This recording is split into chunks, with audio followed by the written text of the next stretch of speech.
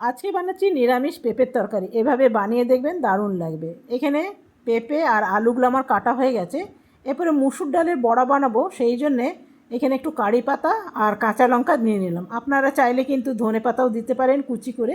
এটা আমার বানানো হয়ে গেছে পেস্ট, একটুখানি ফেটিয়ে নিলাম, দিয়ে বড়া বানিয়ে নিলাম। ছোটো ছোটো করে বড়া দিয়ে দিলাম। আর খুব বেশি বড়াগুলো ভাজবো না, বেশি ভাজলে না বড়াগুলোর মধ্যে ঝোল ঢুকবে না। এরপরে দিয়ে দিলাম একটু জিরে ফোড়ন, সাথে দিয়ে দিলাম শুকনো লঙ্কা।